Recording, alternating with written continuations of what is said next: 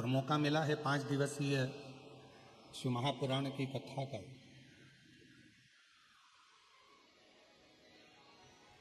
जो 13 तारीख आज से प्रारंभ हो रही है, 1 बजे से 4 बजे तक, 17 तारीख तक चलेगी। उसमें से आप कितना ग्रहण करते हो, कितना लेते हो और कितना अपनी जिंदगी में उतारते हो, ये आपके ऊपर निर्भर करता है। एक देवराज नाम का ब्राह्मण इसी पवित्र शिव महापुराण की कथा में से थोड़ा सा अंश ले लेते हैं।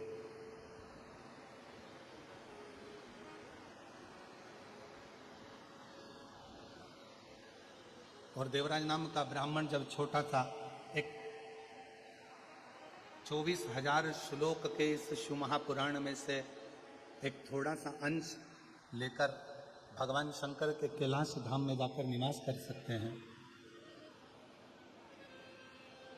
तो क्या आप और हम इस पवित्र शिव महापुराण में से कुछ ग्रहण कर भगवान शंकर के अपने नहीं बन सकते?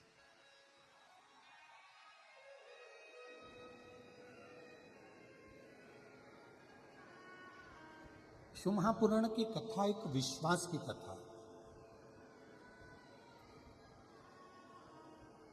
जिसमें सबसे ज्यादा जरूरी है आपका भरोसा, आपका विश्वास, आपकी दृढ़ता। और मैंने तेरे ही भरोसे बाबा, तेरे ही भरोसे हवा बीच उड़ती जावांगी बाबा, डोर है तो छड़ी ना कटी बोले शंभो मैं तेरी हवा बीच उड़ती जागी बाबा, डोर है तो छड़ी ना कटी जागी। ये पूरी शिव महापुराण की जितनी कथा है, एक अविरल विश्वास की कथा।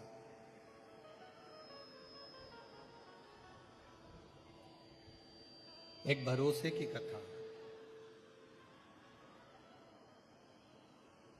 5 दिन की कथा में, 5 दिवसीय कथा के अंतर्गत अब आपके हृदय में कितना विश्वास, कितना भरोसा, कितनी दृढ़ता आपके अंदर आती है, ये आप ही जान सकते हैं।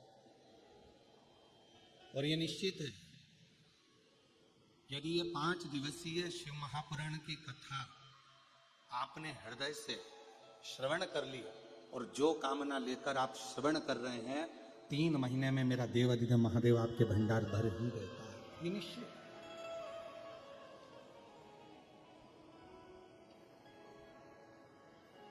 आप उसको कितनी दृढ़ता से श्रवण कर रहे हैं।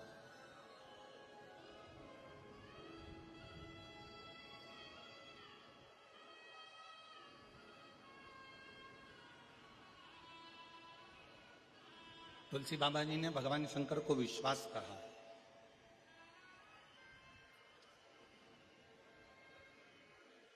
और तुलसी बाबा जी ने कहा कि जिसके हृदय में ये शिव रूपी विश्वास यदि आकर विराजमान हो जाता है, भगवान देवाधिदेव महादेव रूपी विश्वास जिसके हृदय में आकर विराजमान हो जाता है, फिर उसको परमात्मा को ढूंढने के लिए नहीं जाना पड़ता। पंडाल की आवाज खोलो उधर।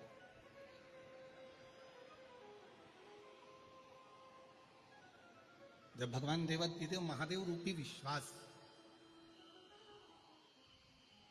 भगवान शंकर रूपी भरोसा, भगवान शिव रूपी विश्वास जब हमारे हृदय में आकर विराजमान हो जाता है, तो फिर मनुष्य को परमात्मा को ढूंढने नहीं जाना पड़ता।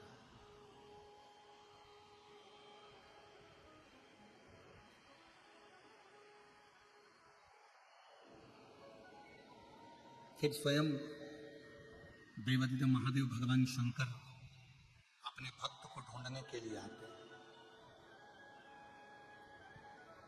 कहीं भटकना नहीं है। फिर आप एक लोटा जल चढ़ाने वाला जो मानव होता है, दुनिया के लोग कहते हैं एक लोटा जल चढ़ाने से क्या होता है। शिव महापुराण की कथा कहती है जब एक लोटा जल हम शिव जी को समर्पित करते हैं तो अपने एक हाथ को हम आगे बढ़ाते हैं और अपना हाथ, जैसे लड़का और लड़की का विवाह होता है तो हथलेवा कराया जाता है, कन्यादान करा जाता है। कन्यादान के समय पर वर और कन्या के हाथ को आगे बढ़ाया जाता है और कन्या का हाथ वर के हाथ में दे दिया जाता है। उसी तरह जब हम शिवजी को एक लोटा जल समर्पित करते हैं, अपने हाथ को आगे बढ़ाकर शंकर जी को जल समर्पित करते हैं, उस समय पर आपका और शिव का एक अटूट संबंध बन जाता है और वो संबंध आखिरी दम तक नहीं छूट पाता, अंतिम श्वास तक नहीं छूटता।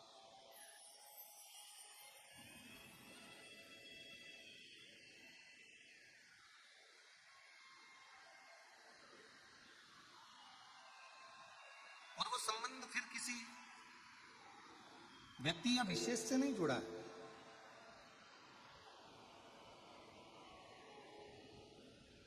शिव महापुराण की कथा कहती है जब भगवान शंकर को जल चढ़ाया जाता है, शिव जी को जब अर्चना करी जाती है, शिव जी को जब जल चढ़ाया जाता है तो वो संबंध केवल एक मनुष्य का नहीं जुड़ा।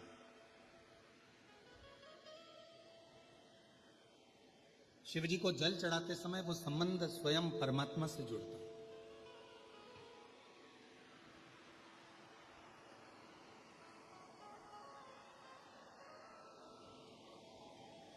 कई लोग कहते हैं गुरुजी क्या नारायण भगवान को भजने वाले को भगवान शंकर को भजना चाहिए? कई लोग कहते हैं भगवान कृष्ण को भजने वाले को क्या भगवान शंकर को भजना चाहिए? कई लोग कहते हैं भगवान शंकर को भजने वाले को क्या नारायण को भजना चाहिए? क्या भगवान कृष्ण को भजना चाहिए? मेरी जीजियों, मेरे जीजाओं, मेरी बेटियों, बेटाओं, मेरी माताओं, मेरे भाई, अपनी चित्तवृत्ति में एक बात उतार कर रखिए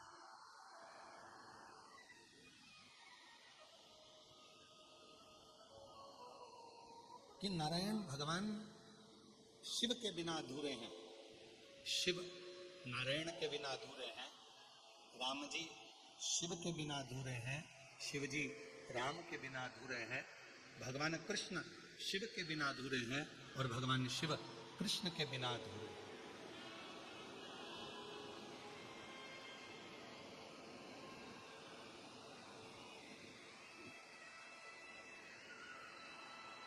जो शिव को भजने वाला है वो नारायण को अवश्य भजे। और शिव महापुराण की कथा कहती है जो नारायण को भजने वाले हैं, राम राम कहने वाले हैं, कृष्ण कृष्ण कहने वाले हैं, श्रीमन नारायण बोलने वाले हैं, भगवान नारायण का भजन करने वाले हैं, नारायण की स्तुति में डूबने वाले हैं, भगवान नारायण का मंत्र जाप करने वाले हैं, उनको शिव का नाम अवश्य ग्रहण करना चाहिए।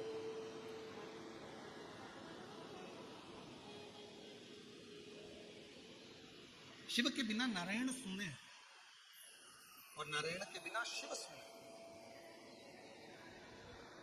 और यहां तक हमारे शास्त्र कहते हैं विष्णु पुराण में, कूर्म पुराण में, ब्रह्म वैवर्त पुराण में, स्कंद पुराण में, लिंग पुराण में, शिव पुराण में यहां तक वर्णन किया गया कि यदि कोई मानव, कोई मनुष्य संसार में जन्म लेने वाला यदि कोई मानव अगर राम और शिव में भेद करते हैं, नारायण और शिव में भेद करते हैं, शिव और नारायण में भेद करते हैं, तो उनको बार बार मृत्यु लोक में जन्म लेना पड़ता है और बार बार 84 लाख योनियां काटना पड़ती है, पर उनकी गति नहीं हो पाती।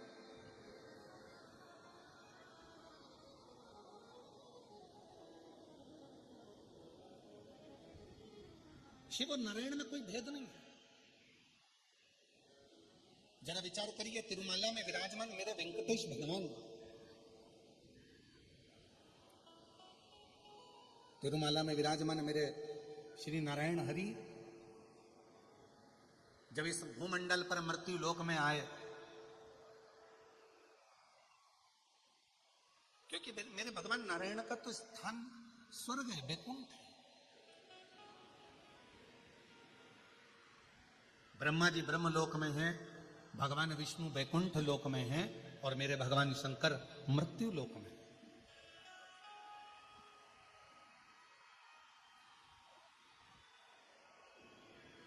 पर जब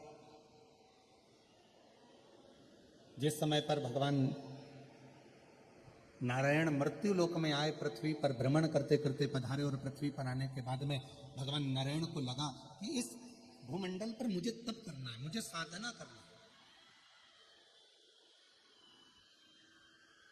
कोई स्थान निश्चित किया जाए,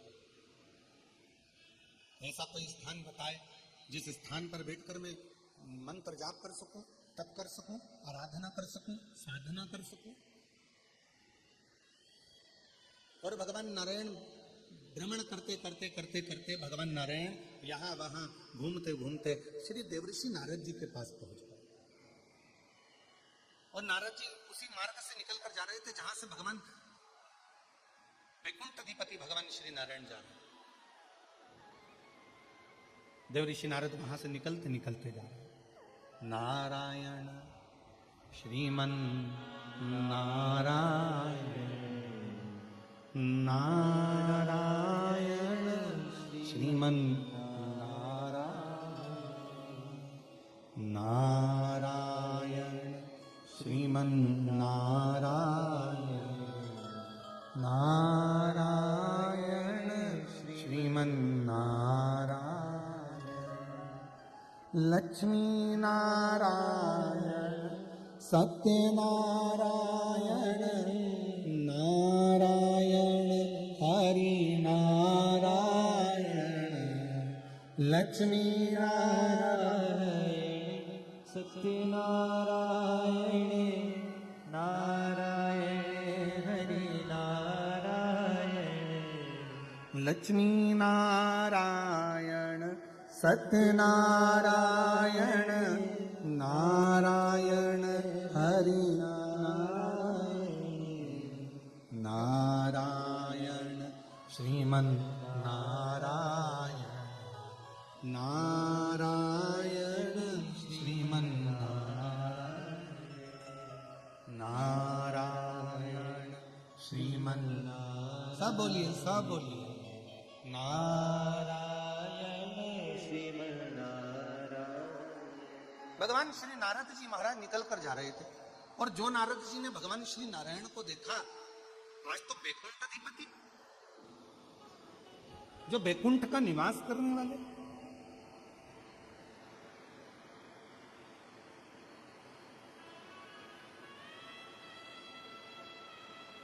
स्वयं वैकुंठ में रहने वाले आज वैकुंठ अधिपति इस भूमंडल पर भ्रमण कर रहे हैं।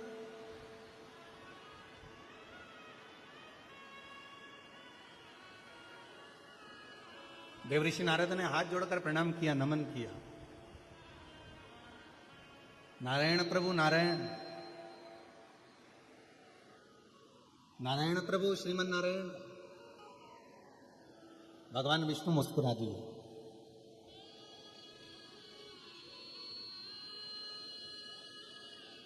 और भगवान विष्णु जैसे मुस्कुराए तो देवऋषि नारद के चेहरे पर भी हंसी आ गई।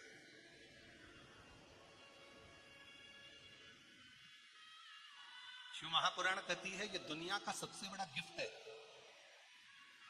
आपके चेहरे की प्रसन्नता। और केवल एक मनुष्य ही है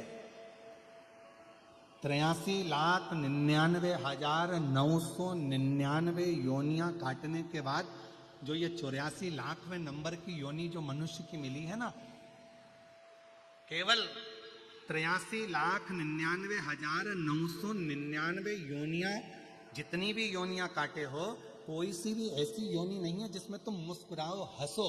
केवल एक योनि है और वो है मनुष्य की योनि। ये मानव की योनि 84 लाखवें नंबर की योनि ऐसी है, इस योनि में ही मनुष्य केवल मुस्कुराता है। केवल एक योनि यही है।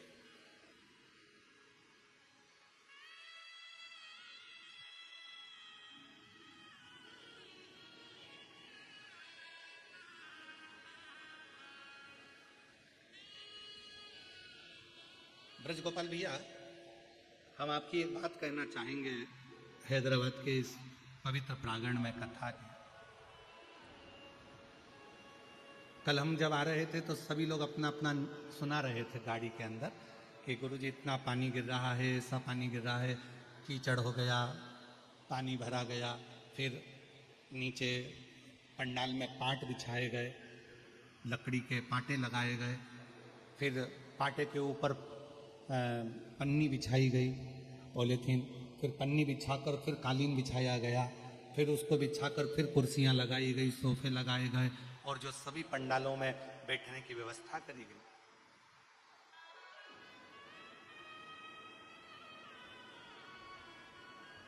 तो फिर हमने सबकी बात सुनते सुनते आखिरी में हमने पूछा कि ये बताओ कि ये सब तो हो रहा था, पर ब्रज गोपाल भैया के चेहरे पर हंसी थी कि नहीं, ये बताओ पहले, मुस्कुराहट थी कि नहीं। तो जितने लोग हमारे पास में बैठे थे वो सब बोले, कहने लगे हमें तो ऐसा लग रहा था कि इनको कोई फर्क ही नहीं पड़ रहा था। इनके चेहरे पर स्माइल थी, प्रसन्नता थी, ऐसा लग रहा था कि कथा मैं नहीं करा रहा हूं, कथा तो स्वयं देवाधिदेव महादेव करा रहे हैं, तो मुझे चिंता करने की जरूरत नहीं, मुझे चिंता करने की जरूरत नहीं। तो हम ब्रज गोपाल भैया आपको ये कहना चाहेंगे कि ये शिव की बड़ी कृपा है। जब व्यक्ति के चेहरे पर अगर स्माइल आ जाए ना, मुस्कुराहट आ जाए, तो समझ लेना कि तुम साधारण नहीं हो। तुम्हारे चेहरे पर जैसे ही स्माइल आती है ना, प्रसन्नता आती है ना, समझ लेना शंकर जी ने आज तुम्हारे चेहरे पर सिग्नेचर करा है, इसलिए शिव जी तुम्हारे को प्रसन्नता दे रहे हैं, आनंदता दे। और कई कई घरों में तो बड़ी विचित्र बात रह जाती है, घर में एक ना एक, हमसे पूछा किसी ने, क्यों गुरुजी पहले के समय में, दशरथ जी के समय में एक गुस्सा करने के लिए, क्रोध करने के लिए कोप भवन होता था, जिसमें माता कैकेयी क्रोध करती थी। क्यों गुरुजी आजकल इतने बड़े बड़े बंगले बनते हैं, इतने बड़े बड़े मल्टियां बनती है, इतने बड़े बड़े फ्लैट बनते हैं, इसमें अलग से गुस्सा करने के लिए कोई भवन नहीं बनता, कोई कमरा नहीं बनता। हमने कहा बनाने की जरूरत ही नहीं पड़ती, पूरा घर ही कोप भवन हो जाता है। कभी सांस इधर उठी रहती है, कभी बहू उधर उठी रहती है।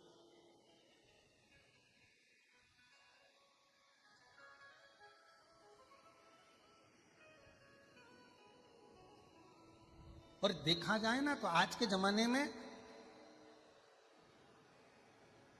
काम करने वाले कम मिलते हैं।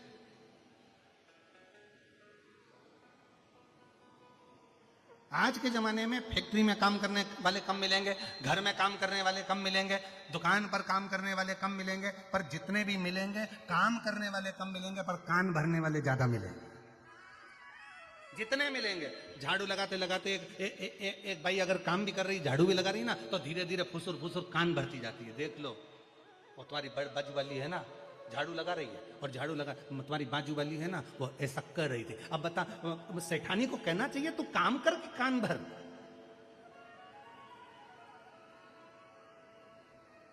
अब जितने काम करने वाले पूर्व के समय में थे, आज के जमाने में काम करने वाले तो कम हो गए, कान भरने वाले ज्यादा हो गए। ना जाने कितने कितने कान भरने वाले हो गए। फैक्ट्री में काम करो तो कोई ना कोई एक दूसरे का कान भरता रहेगा, इसी को भड़काएंगे, इसको भगाएंगे, उसको लाएंगे, उसको भगाएंगे, उसको लाएंगे, उसको भगाएंगे। घर में कोई काम कर रहा है तो उसके धीरे धीरे कान भरते रहेंगे, उसको भगाने का प्रयास करेंगे। काम करने वाला काम नहीं कर पाता, दिन भर बैठकर केवल कान भरा करता है। शिव महापुराण की कथा में स्वयं शंकर भगवान माता पार्वती जी से कहते हैं, हे पार्वती, चल मैं तुझे अमरनाथ की गुफा में लेकर चलता हूं। वहां क्या करना पड़ेगा प्रभु? पार्वती जी से शिव जी कहते हैं, वहां पर मैं तेरे कान भरूंगा, पर उन कानों में मैं कोई निंदा नहीं भरूंगा, उन कानों में भगवान का नाम भरूंगा, और अमर कथा तेरे कानों में मैं भर दूंगा। अमर कथा,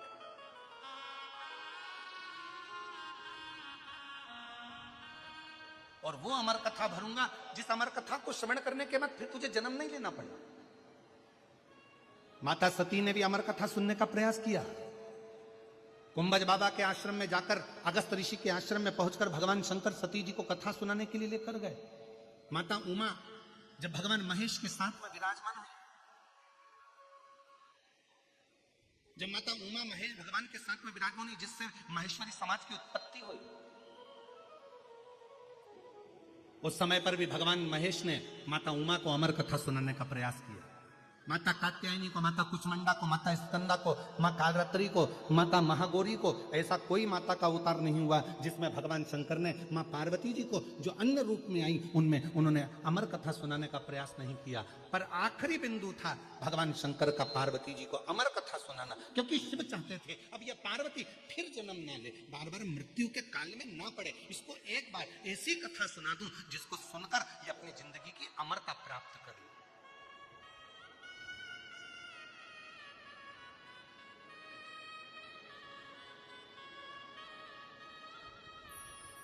और मेरे बाबा सुना दो ऐसी कथा जिसे सुनकर मैं भी अमर। भोलेनाथ सुना दो ऐसी कथा जिसे सुनकर मैं भी अमर। जिसे सुनकर मैं भी अमर हो, जिसे सुनकर मैं भी अमर हो। भोलेनाथ सुना दो ऐसी कथा जिसे सुनकर मैं भी अमर हो। मेरे बाबा सुना दो ऐसी कथा जिसे सुनकर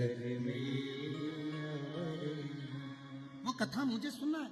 पार्वती जी से कहा चल मैं तुझे कथा श्रवण कराने के लिए लेकर चलता हूं। और भगवान शंकर भगवान मां जगत जननी को अमरनाथ की गुफा में कथा श्रवण कराने के लिए ले गए। सबको हटाया।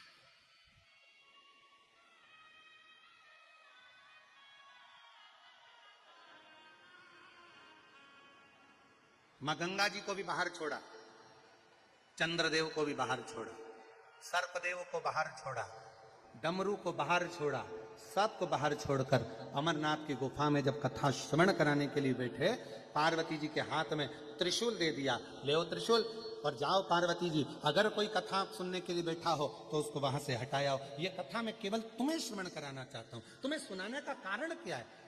केवल पार्वती जी को कथा। पार्वती जी केवल मैं तुम्हें कथा सुनाना चाहता हूं। कथा सुनने का अधिकारी कौन है?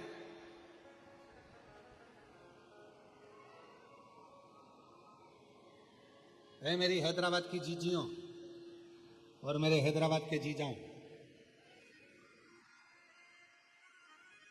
शिव महापुराण की कथा किसको सुनने को मिलती है? स्वयं माता पार्वती जी ने शिव जी से पूछा था यह सवाल कि आपकी शिव महापुराण की कथा सुनने का अधिकारी कौन है? तो कहा जिसने अपनी जिंदगी में, अपने जीवन में एक बार भी मुझे दिल से पुकारा होता है। शिव जी कहते हैं उसको मृत्यु लोक में, मनुष्य देह में एक बार शिव महापुराण की कथा श्रवण करने का मौका जरूर मिलता है और फिर संसार सागर में उसका पुनर्जन्म नहीं होता।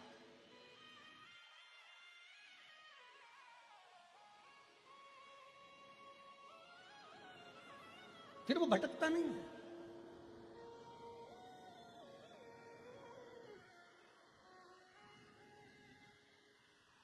एक विश्वास के साथ जब हम शिव महापुराण की कथा को, पार्वती जी ने हाथ में त्रिशूल लेकर कथा को श्रवण करना चाहा। कथा सुनने के लिए मां जगत जननी बैठ भी गई, कथा चालू भी हो गई और कथा में मन भी लग गया। पार्वती जी का ऐसा नहीं कि चित्त नहीं लगा, हृदय लगा उनका कथा श्रवण करने।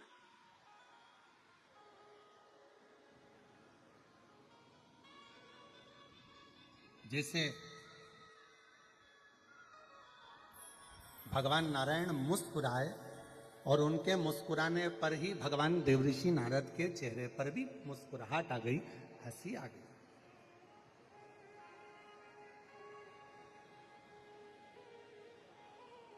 पूछा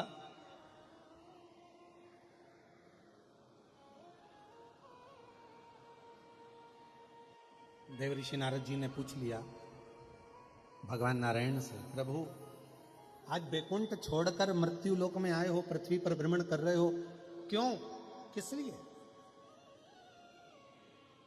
भगवान नारायण ने कहा कि मुझे इस पृथ्वी पर तप करना, साधना करना। तो भूमि कौन सी चुनी जाए?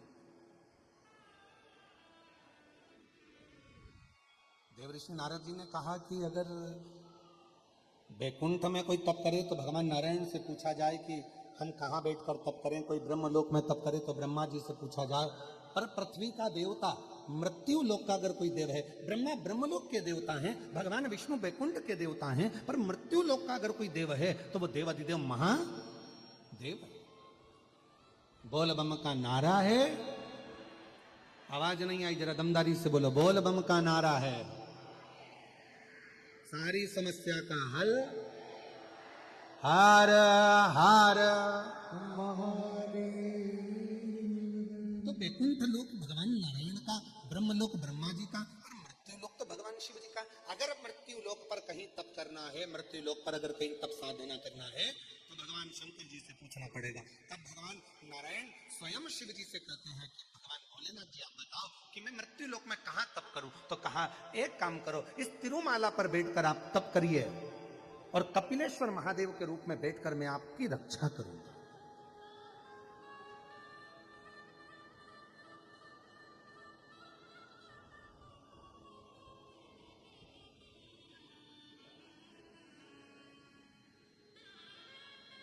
आप बैठो, तिरुमाला के शिखर पर भगवान नारायण बैठकर कपिलेश्वर महादेव के रूप में भगवान स्वयं शिव विराजमान हो गए। भगवान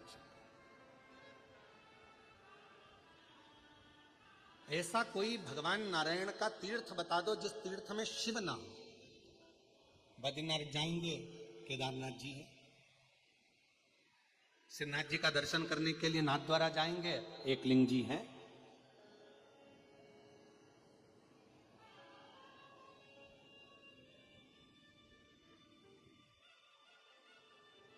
जगन्नाथ जी जाएंगे, महाबलेश्वर है।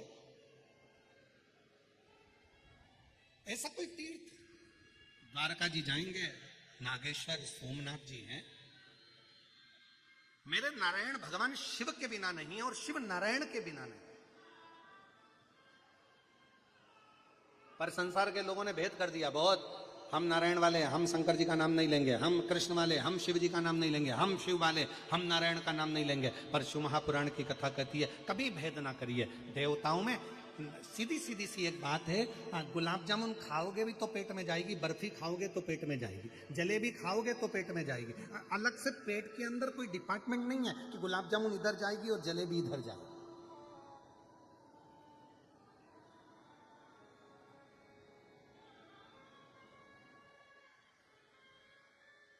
तुम्हारा मन पड़े राम कहो, तुम्हारा मन पड़े कृष्ण कहो, तुम्हारा मन पड़े शिव कहो, तुम्हारा मन पड़े दत्त कहो, तुम्हारा मन पड़े, तुम जिसका भजन करते हो, जिसका स्मरण करते हो उसको भजो। पर इतना जरूर याद रखो, शिव महापुराण की कथा कहती है कि विश्वास के साथ में भजो, भरोसे के साथ।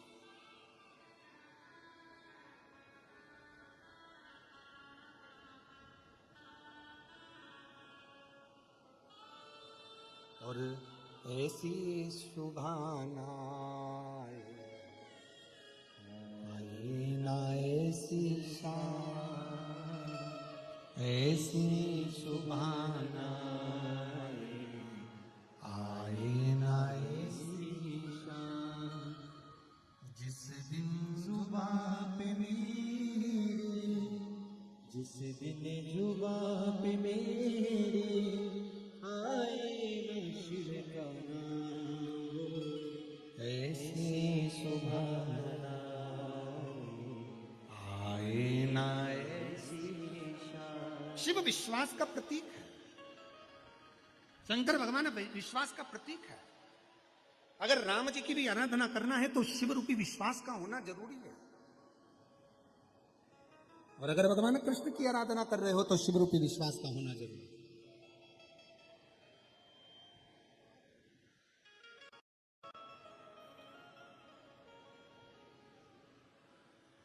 ये भूतड़ा परिवार में हमारा दूसरी बार आगमन हुआ है। पहले जब स्वर्गीय श्री रामनिवास जी भूतड़ा जी थे, स्वर्गीय श्रीमती शकुंतला देवी जी भूतड़ा जी थी,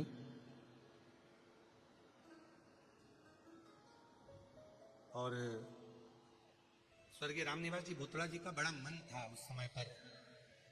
उस समय शरीर में थोड़ा उन्हें कष्ट भी था, रोग ग्रसित था थोड़ा सा, पर उनका बड़ा मन था। तो उन्होंने उस समय पर अपनी धर्मपत्नी श्रीमती शकुंतला देवी जी से कहा कि शिवर वाला महाराज की कथा सुनना है शिव को। और श्रीमती शकुंतला देवी जी ने फिर अपने पुत्र से और पुत्र वधू से कहा, बेटियों से कहा, और मैं धन्यता देता हूं ऐसे बेटे बहुओं को, ऐसी बेटियों को, पूरे परिवार को। उन्होंने तुरंत उसी समय पर कह दिया कि कथा हो। अब शरीर कष्ट था तो बड़ा विशाल पंडाल या विशाल रूप में उस कथा का आयोजन नहीं किया गया। घर पर ही एक पंडाल लगाकर उस कथा का दिव्य और भव्य आयोजन किया गया। और उस समय पर लग रहा था कि इतनी विशाल शिव महापुराण को गागर में सागर को समाहित किया गया।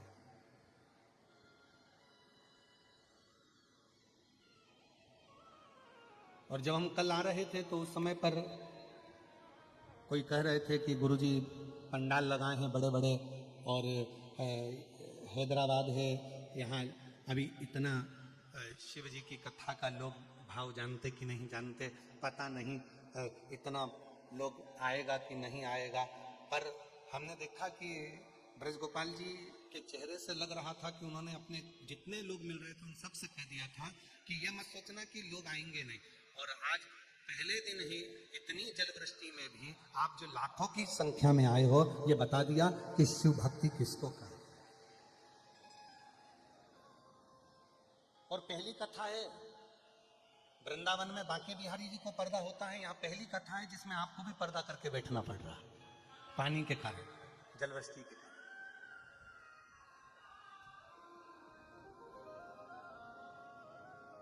शिव कथा है। आप जितने विश्वास से श्रवण करेंगे, जितने भरोसे से सुनेंगे, क्या देगा मेरा भोले बाबा ये हम नहीं जानते, पर इतना जरूर है कि वो खाली हाथ तो नहीं भेजे। उसका भरोसा जितनी दृढ़ता के साथ में आप उसे ग्रहण करेंगे। एक पत्र आया है, अच्छा है, देखिए।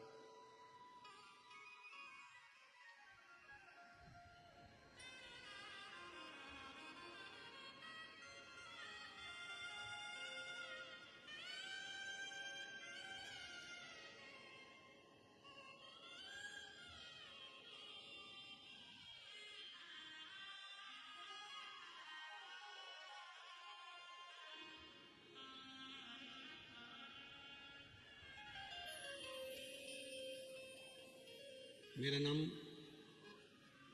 प्रिया बलिया है।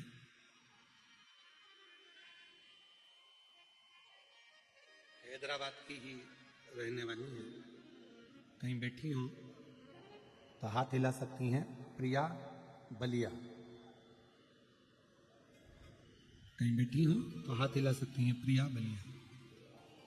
और अगर बैठी हो तो एक बेलपत्र लेने के लिए आ सकती हैं।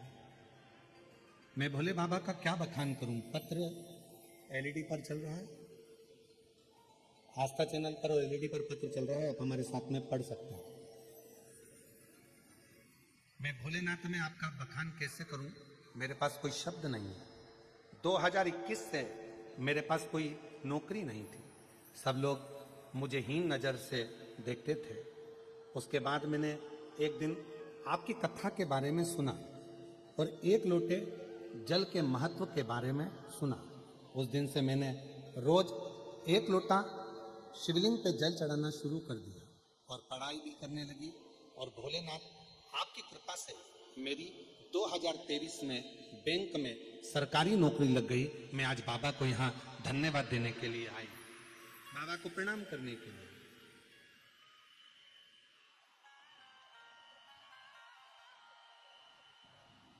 और तेरी कृपा का आता है आप लोगों को सबको, तो आवाज में गाइएगा थोड़ा। तेरी कृपा का क्या है भरोसा, कब किस पर हो जाए, जरा सी हम पर कर दो, जरा सी हम पर कर दो। तेरी कृपा का क्या है भरोसा, कब किस पर हो जाए, जरा सी हम पर कर दो, जरा सी हम पर कर दो। जिस पर भी हो गई तेरी कृपा करुणा, वो भव पार हुआ, भव पार हुआ। जिस पर भी हो गई तेरी कृपा करुणा वो भव पार हुआ, एक पत्र और है, अच्छा है देखिए। पार हुआ। पापी हो चाहे जितना, उसका भी बाबा उद्धार हुआ, उद्धार हुआ। पापी हो चाहे जितना, उसका भी बाबा उद्धार हुआ, उद्धार हुआ। मैं भारती बाई हैदराबाद के, कौन सा लिखा है? आप लोग जरा पढ़ के बताओ क्या लिखा है। मैं भारती बाई हैदराबाद के है धूलपेट, सही बोले हम?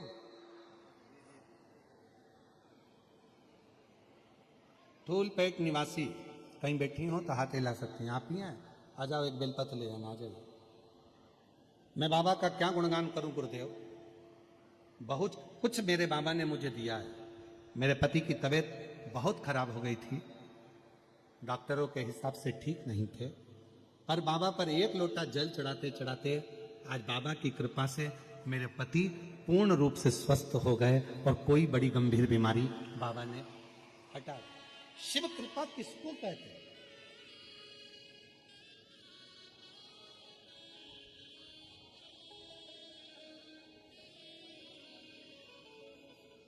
ये शिव महापुराण की जो कथा है, ये विश्वास की कथा है, एक भरोसे की कथा।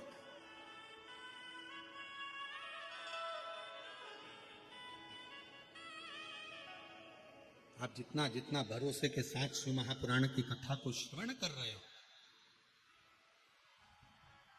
कितना, 2 क्षण मात्र देवराज नाम के ब्राह्मण ने केवल 2 क्षण की शिवपुराण की कथा सुनी थी, केवल 2 क्षण। ब्राह्मण कुल में जन्मा था, ब्राह्मण के घर में जन्मा था, पर ब्राह्मण कर्म नहीं कर पाया था देवराज।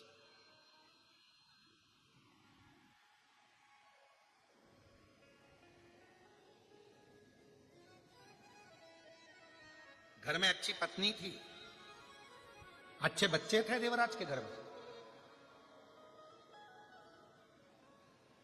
पर एक पर स्त्री का संग मिल गया उसको।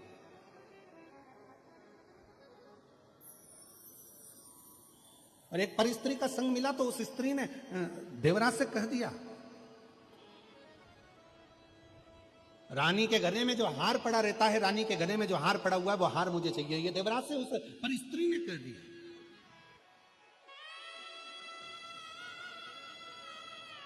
एक गलत नारी का संग व्यक्ति की जिंदगी तो बर्बाद करता ही करता है, पर साथ में उसके अपनी पत्नी और अपने बच्चों को रोने के लिए भी छोड़ देता है।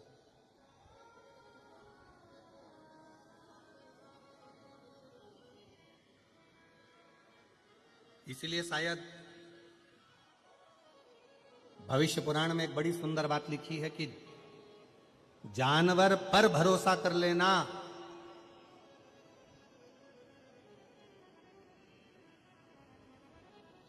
सांप के जहरीले दांत निकाल लिए जाएं तो सांप पर भरोसा कर लेना। पर भविष्य पुराण कहती है कलयुग जब अपने पूर्ण जोर में आ जाए, जानवर पर भरोसा कर लेना, सांप पर भरोसा कर लेना, कीड़े पर भरोसा कर लेना। पर भविष्य पुराण कहती है जब घोर कलयुग आएगा तब इंसान पर भरोसा करना सबसे कठिन काम हो जाएगा, क्योंकि मनुष्य भरोसे के लायक ही नहीं बचे।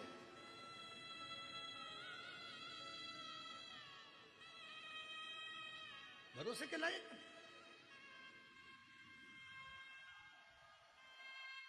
हर व्यक्ति ये सोच में बैठा है, बस वो कहते हैं ना महाराज, पतंग जितनी ऊंची ऊंचाई पर उड़ती है ना, यहां उड़ाते कि नहीं उड़ाते हैदराबाद में मकर संक्रांति पर? अरे जम के तो बोले जरा, उड़ाते उड़ाते। हाँ,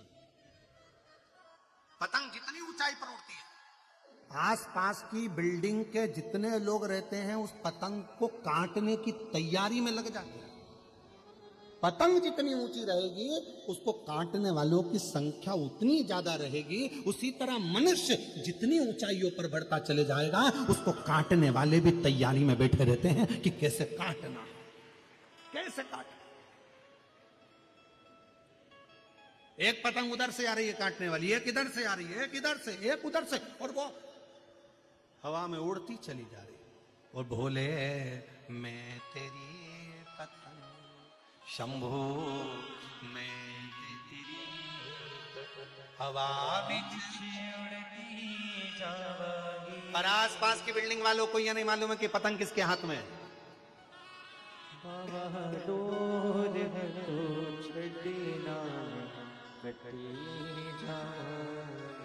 आसपास की बिल्डिंग वालों को यह नहीं मालूम है कि ये पतंग उड़ा कौन रहा है, कौन है इसके पीछे जो इसको इतनी ऊंचाइयों पर लेकर जा रहा है, कौन है इसके पीछे जो ये अलमस्त की जिंदगी जी रहा है, कौन है इसके पीछे जो इतने आनंद के जीवन को जी रहा है। और काटने वाले लगे हैं, कोई इधर से काट रहा, कोई उधर से काट रहा, कोई इधर से काट रहा, कोई उधर से काट रहा।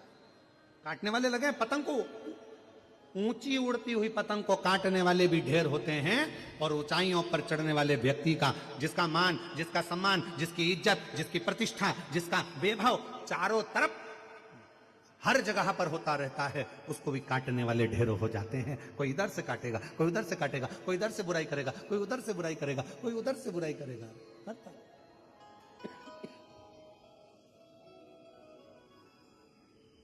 और भोले मैं तेरी शंभो मैं तेरी हवा उड़ती जावागी। बाबा डोर तो छड़ी नाम कटी जावागी। शंभो मैं तेरी। शिव कथा कर रही है, भगवान शंकर का चरित्र कर रहा है। देवराज नाम का ब्राह्मण अच्छी संगत में था, परिवार भी अच्छा था, पत्नी भी अच्छी थी, बच्चे भी अच्छे थे। पर एक ऐसी परिस्त्री मिल गई जिसने बच्चों से भी दूर कर दिया, पत्नी से भी दूर कर दिया, माता पिता से भी दूर कर दिया, रिश्ते नातों से भी दूर कर दिया। उसने उस परिस्त्री ने, ना जाने उस स्त्री ने किस तरह से उस देवराज को अपना बना लिया। अब देवराज से कहती कि मुझे ये ला कर दो, देवराज वो ला कर देता। देवराज मुझे ये ला कर दो, वो ला कर देता। देवराज रानी के गले में जो हार पड़ा है वो मुझे ला कर दो, तो देवराज चोरी करने चले गया। और चोरी कर कर देवराज रानी के गले का हार लेकर आ रहा था। पीछे दूत लगे हुए थे राजा के। चोरी का धन लेकर कहां जाए, एक शंकर के मंदिर में चला गया। बहुत शरीर में ताप हो रहा था, बुखार पड़ रहा था, बहुत धूज रहा था, उसका शरीर कंपन हो रहा था और शरीर में ठंड लगने के कारण वो शिव के मंदिर में पहुंच गया, शंकर के मंदिर।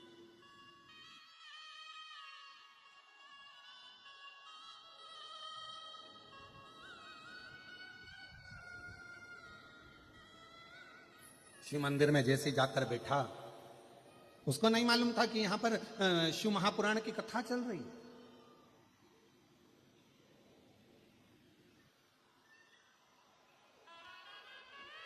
आज जब पहले दिन की कथा हो जाएगी ना, आप लोग यहां से जाते जाते अपना एक सेल्फी लोगे और फिर स्टेटस पे लगाओगे, शिव महापुराण की कथा अपने भाग्य नगर में शमशाबाद में प्रारंभ हुई। भूतड़ा परिवार मुख्य यजमान और भाग्य नगर का भाग्य चेत गया, स्टेटस लगाया। तो जैसे स्टेटस 4 लोग देखेंगे तो उसने क्या तूने बताया नहीं, बस सीहोर वाला महाराज आया था, कथा चल रही है। अब इतनी दूर सीहोर तो नहीं जा सकते, ना जाने कहां कहां कथा होती है, इतनी दूर नहीं जा सकते। पर अपने शमशाबाद में, अपने हैदराबाद में हो रही है, मालूम नहीं पड़ा। और आज पहला दिन निकल गया। अब जितनी बेचैनी तुमको कथा में आने की रहेगी ना, और जिसने तुम्हारा स्टेटस देखा वो दुगनी बेचैनी उसको हो जाएगी। कल जाना है मुझे, कल पहुंचना है मुझे, कल पहुंचना।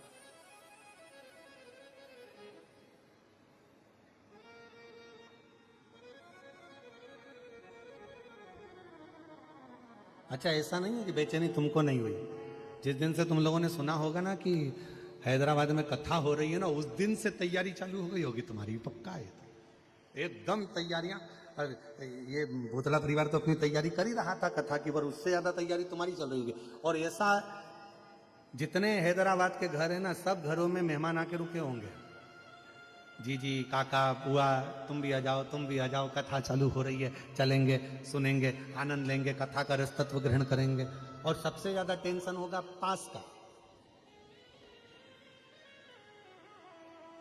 अब भूतड़ा जी के रिश्तेदारों को, फिर रिश्तेदारों के रिश्तेदार, फिर रिश्तेदार के रिश्तेदार, फिर रिश्तेदार के रिश्तेदार। क्यों, तुम्हारी पहचान है क्या? हाँ, आपने तो बाजू में, बिल्कुल बाजू में। अच्छा ठीक है, जरा देखो ना पास वगैरह मिल जाए। और मिल तो गया, पर आना था 5 नंबर गेट पे और पानी भरा गया गेट पे, पास हाथ में। अब वहां जाके बोल रही 5 नंबर तो यही है, अंदर जाना है। अब वहां पर कह दिया पानी भरा, कीचड़ बहुत हो रहा है, नहीं जा सकती। अब 5 नंबर का पास, 7 नंबर वाले झेलेंगे नहीं, जाऊं किधर? फिर मन में आया, आ तो गई हूं, हम तो चलते हैं हमको बाबा के भरोसे, चलते हैं। अपने स्थान पर बैठकर भगवान देवाधिदेव महादेव से जिस प्रार्थना को करने के लिए संपूर्ण विश्व के लोग शिव महापुराण की कथा के पंडाल में आते हैं, आप भी बड़े भाव से बाबा को प्रार्थना करिए, निवेदन करिए, विनय करिए।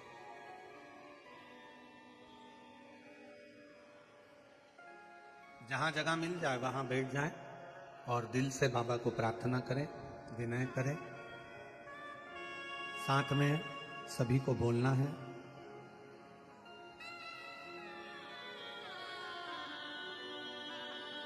आपकी आवाज व्यासपीठ तक, व्यासपीठ और अपन सभी की आवाज देवाधिदेव महादेव तक दिल से प्रार्थना करें।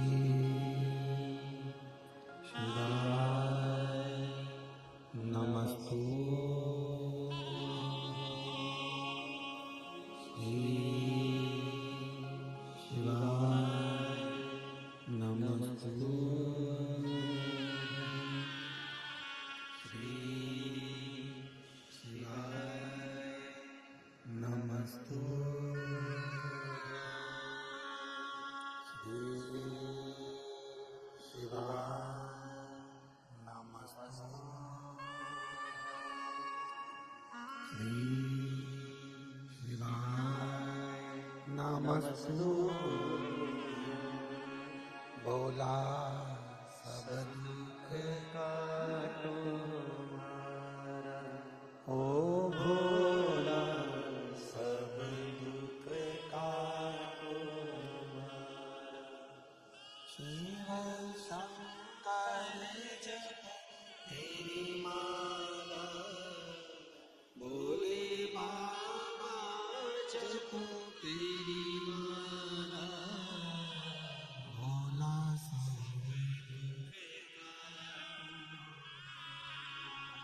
ओ भोला सब दुख काटो हमारा। वैसे मंगल वैसे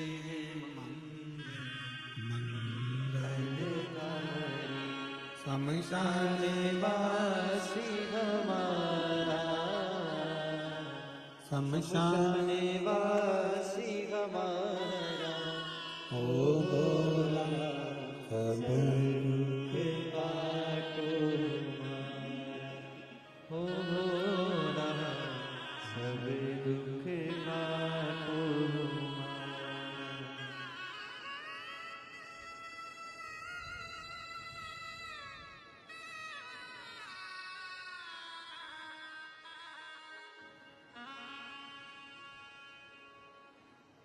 बाबा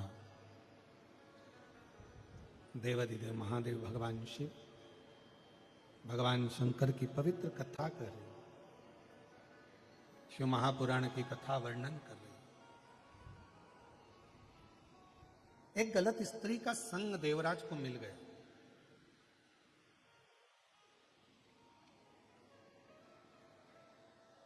और उस संग ने देवराज का पूरा जीवन बिगाड़ दिया। भजन छूटा, स्मरण छूटा, नाम जाप छूटा, धर्म पत्नी छूट गई, बच्चे छूट गए।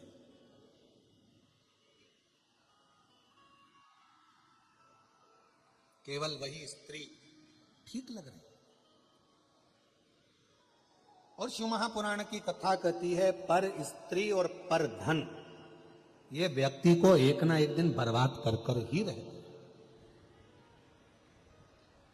पराया धन एक, उस पर अपनी गलत दृष्टि नहीं दीजिए। कोई ने कहा कि ये धन आपके पास है, उस पर गलत दृष्टि नहीं होनी, हमारा नहीं है।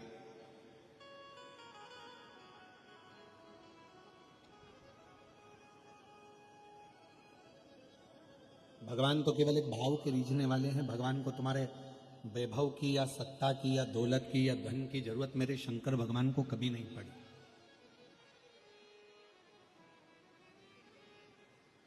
कभी मेरे शिव जी को जरूरत नहीं पड़ी।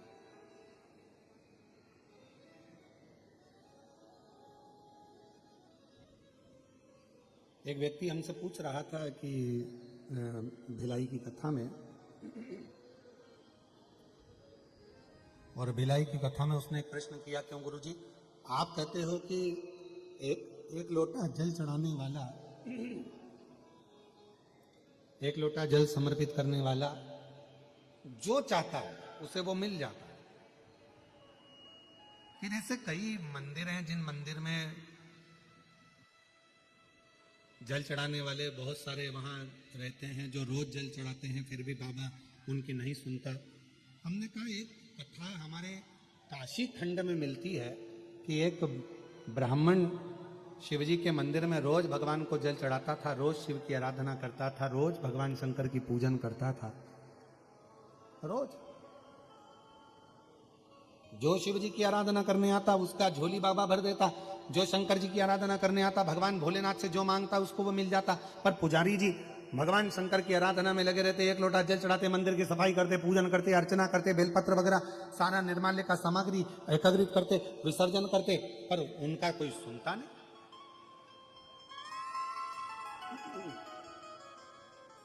काशी खंड की कथा है, रिटर्न बढ़ो, काशी खंड।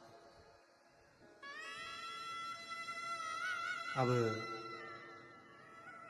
तो किसी ने भिलाई में प्रश्न किया कि ऐसा क्यों होता है, तो हमने कहा देखो, जल चढ़ाने वाला जब बाहर से आता है और शिव जी को जल चढ़ाता है ना, तो उसके अंदर एक अटूट विश्वास रहता है कि मेरा भोले बाबा, मेरा शंकर भगवान, मेरा त्रिकालदर्शी, मेरा कैलाशी अविनाशी मेरी झोली को भरेगा, ये निश्चित है। जैसे आप लोग बैठे हो इतनी जलवृष्टि में पंडालों में भरे हुए बैठे हुए हो, आपके अंदर कई कई माताएं, कई कई भाई लोग तो खड़े हुए हैं, नहीं है जगह, बैठे हैं, कहां बैठे, जगह भी नहीं है तो खड़े हैं, बोलो। पर आपके अंदर क्या भरोसा है, क्या विश्वास है कि मैं 5 दिन की शिव महापुराण की कथा जो हमारे शमशाबाद में, हैदराबाद में, इस तेलंगाना की भूमि पर हो रही है, ये मेरा विश्वास कहता है अगर मैं ये कथा श्रवण करूंगी तो मेरा भोले बाबा 5 दिन के बाद 3 महीने के अंदर मेरी झोली भरेगा, तो वो भरेगा ही। फिर उसको कोई नकार नहीं सकता, वो भरेगा, क्योंकि तुम्हारा विश्वास दृढ़ हो गया, तुम्हारा भरोसा पक्का हो गया।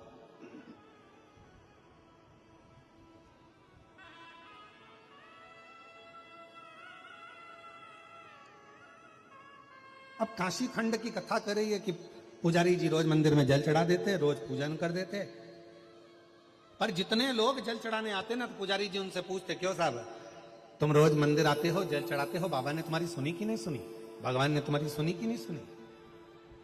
पुजारी जी को मालूम पड़ता कि इसको पुत्र दे दिया, किसी को संपदा दे दी, किसी को वैभव दे दिया।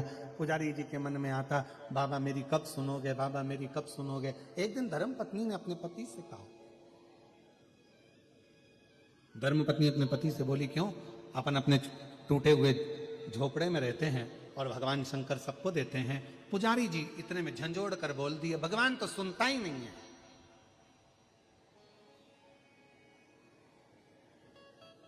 हमको तो लगता है कि भगवान पाषाण का है। आज शिवजी प्रसन्नता में वर देने ही वाले थे पुजारी जी को। इतने दिन में पुजारी जी के मुख से 2 शब्द गलत निकल गए। पार्वती जी ने कहा, ये इतने भाव से, इतने हृदय से मांग रहा है, इसको देना चाहिए, इसको प्रदान करना चाहिए। शिव जी कहते हैं कि आज मैं देने ही वाला था, पर इसकी जिह्वा से गलत भाव निकल गया। इसने अपने भीतर मुझे पाषाण ही समझ लिया, इसलिए पूर्व का पुण्य भी इसका समाप्त हो गया और अभी का पुण्य भी समाप्त हो गया। मेरी जीजियों, मेरे जीजाओं, मेरी बेटियों, बेटाओं, मेरी माताओं, मेरे भाई, मेरे बुजुर्ग, माता पिता तुल्य आप सब बैठे हैं। शिव महापुराण की कथा कहती है कि शंकर जी को अगर 1 लोटा जल आप चढ़ा रहे हैं, शिव जी की भक्ति कर रहे हैं, शिव जी की आराधना कर रहे हैं, शंकर भगवान का पार्थिव पूजन कर रहे हैं, या शिव जी के मंदिर में दर्शन करने जा रहे हैं, या शिव महापुराण की कथा को श्रवण करने के लिए जा रहे हैं, तो पूर्ण भरोसा हो तो शिव आराधना करो। पूर्ण भरोसा।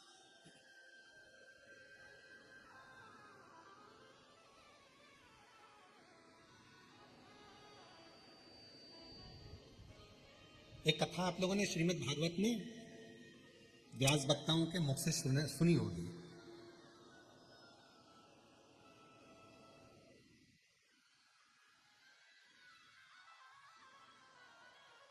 सभी लोगों ने पढ़ी भी होगी, व्हाट्सएप पे आई होगी या फेसबुक पर या इंस्टाग्राम पर या सोशल मीडिया पर उसको पढ़ा भी।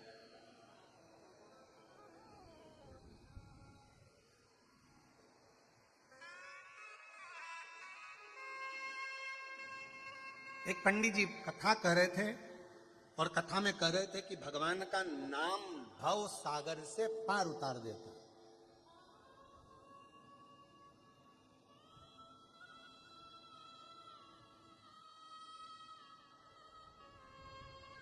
कुछ माताओं ने सुन लिया,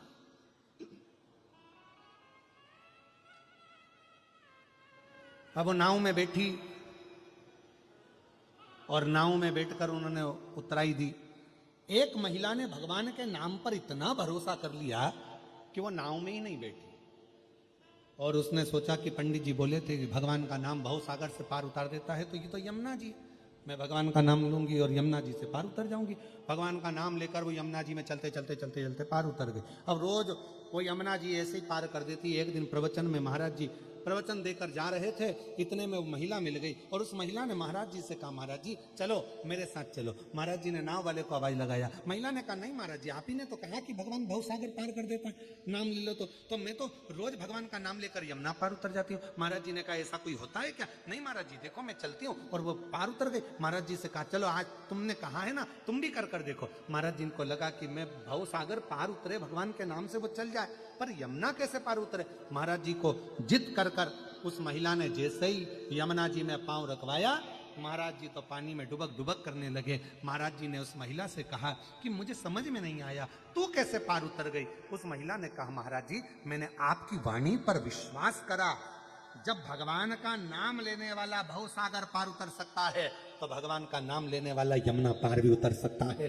ये मैंने आपकी वाणी पर विश्वास किया।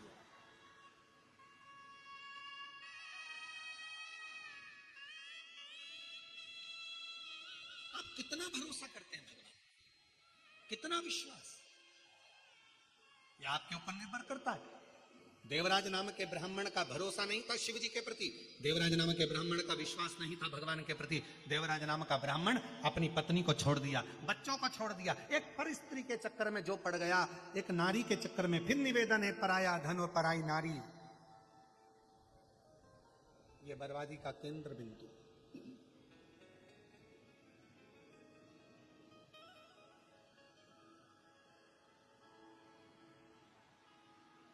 किसी का पड़ा हुआ मोबाइल मिल जाता ना तो थोड़ी देर की खुशी हो जाती है, ओ किसी का पड़ा हुआ मोबाइल मिल गया।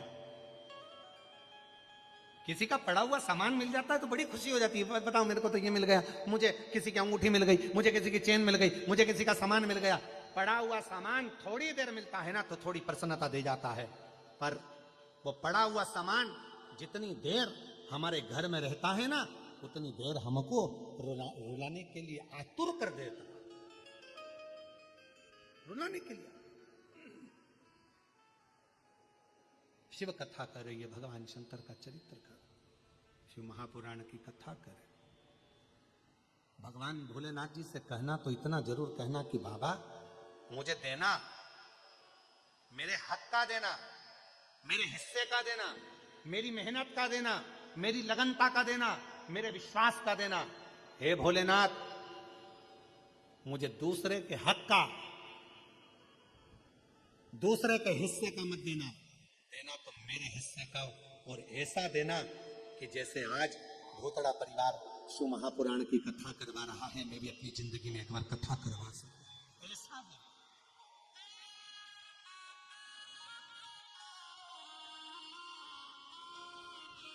भगवान देना तो ऐसा देना कि हमारे हाथों से सत्कर्म हो सके।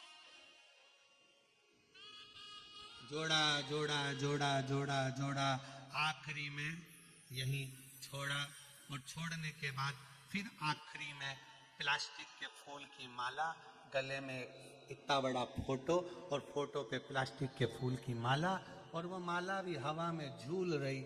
मरने वाला भी व्यक्ति कह रहा है बेटा हम भी जोड़ जोड़ के ऐसे ही मर गए, तुम भी ऐसे ही मर जाओगे, एक काम कर जाओ, किसी भूखे को भोजन और प्यासे को पानी, और जय बाबा बर्फानी जिंदगी में कोई अच्छा कर्म करके चले जाओ, जीवन निकल जाए,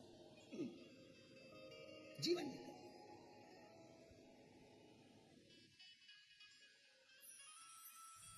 और बहुत बड़ी प्रेरणा ये शिव महापुराण की कथा है, बहुत बड़ी प्रेरणा। आज के समय का जरा मैं ब्रजगोपाल जी आपको साधुवाद दूं, मैं बहुरानी को भी, श्रीमती दीपाली भूतड़ा जी को भी धन्यवाद दूं, उनके बच्चों को, उनकी बहनों को, सबको साधुवाद दूं मैं, पूरे भूतड़ा परिवार को। ये प्रेरणा है शिव महापुराण की कथा।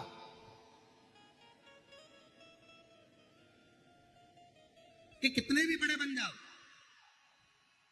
कितनी भी गाड़ी, कितनी भी फैक्ट्रियां, कितने भी बंगले के मालिक बन जाओ, पर अपने माता पिता के संस्कार कभी समाप्त नहीं होना चाहिए। ये प्रेरणा देती है ये शिव महापुराण की कथा, अपने माता पिता के संस्कार, ये प्रेरणा है शिव महापुराण की कथा।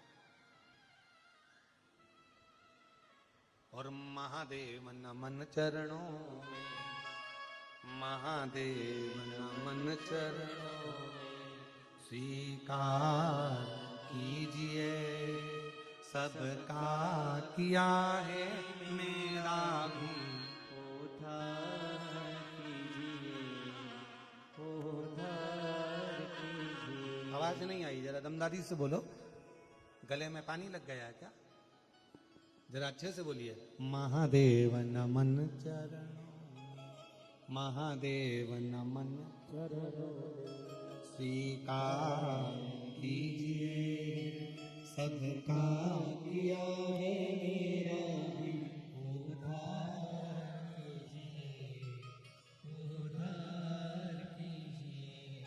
हे त्रिपुंडधारी, हे त्रिशूलधारी, हे त्रिपुंडधारी, हे त्रिशूलधारी, चरणों में तेरे बाबा जी पावन है चारों, चरणों में तेरे बाबा जी पावन है चारों, तेरी देव करते वंदना, पूजे है सीताराम, तेरी देव करते वंदना, पूजे है सीताराम। हो जाए पूरी कामना, हो जाए पूरी कामना, उपकार कीजिए सबका किए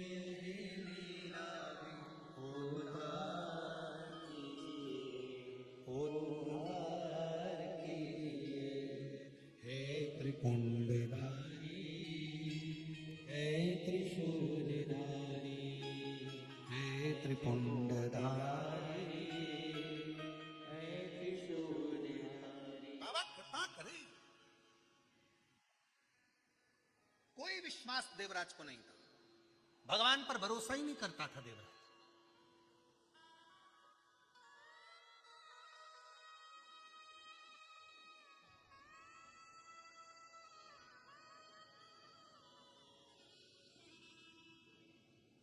पर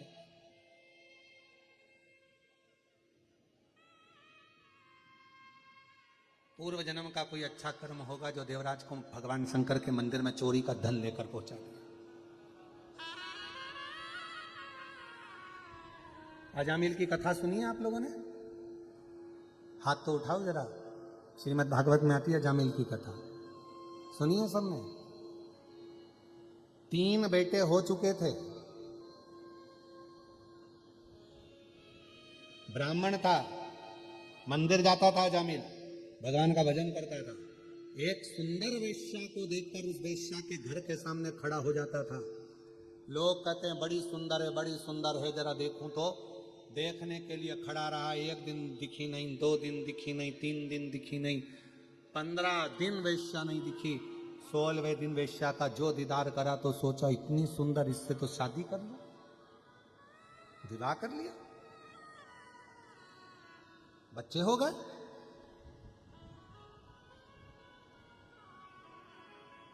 पर भगवान को चिंता लगी, ये मेरा भक्त है, कुछ भी है, भले इसने वेश्या से शादी कर ली पर मेरा भक्त है। अब भगवान का भजन छोड़ दिया, अब इसने पूजन छोड़ दिया, अब इसने भजन छोड़ दिया, अब सत्संग नहीं करता। भगवान को चिंता लगी, मेरा है, पूर्व में तो करा है ना, पहले तो करा है ना, अभी निभाना पड़ेगा मुझे। भगवान ने साधु का रूप रखा, अजामिल के दरवाजे पर जाकर आवाज लगाई, मुझे भूख लगी है, कुछ भोजन दे दीजिए। अजामिल ने कहा, हमारा घर मेरी धर्म पत्नी वैश्या है और तुम वैश्या के घर का हाथ का भोजन करोगे, ये अच्छी बात नहीं है, तुम बहुत ऊंचे संत दिख रहे हो, मैं नहीं दे सकता। संत ने कहा कि वैश्या ब्राह्मण से विवाह कर कर ब्राह्मणी हो गई, इसलिए हम भोजन कर सकते हैं, आप हमें भोजन दो। पर मैं भोजन तो दे दूंगा पर दक्षिणा नहीं दूंगा। संत ने कहा हमें दक्षिणा नहीं चाहिए, तुम भोजन कराओ। भोजन कराया, भोजन कर कर जैसे संत उठे तो कहा दक्षिणा दो। बाबा मैंने मना करा था, मैं दक्षिणा नहीं दूंगा, मेरे पास में पैसा नहीं है। संत ने कहा दक्षिणा नहीं दे सकते तो एक काम करो, तुम्हारी पत्नी गर्भ से है, उसके गर्भ में जो बच्चा है उस बच्चे का नाम बस नारायण रख देना, बाकी की दक्षिणा में और कुछ भी नहीं चाहिए। बहुत इतना ठीक है। और गर्भस्थ अजामिल ने सोचा बच्चे का नाम तो कुछ भी रखना है तो नारायण रख दूंगा, और नाम रख दिया नारायण। नारायण नाम रखा, नारायण नारायण नारायण नारायण। ये पूर्व के समय का कोई पुण्य था जो अजामिल के घर में बच्चे का नाम नारायण रखा गया, कोई पूर्व का पुण्य था। उसी तरह ये हैदराबाद वासियों, ये आपके कोई पूर्व का पुण्य होगा जो शिव महापुराण की कथा में आप बैठे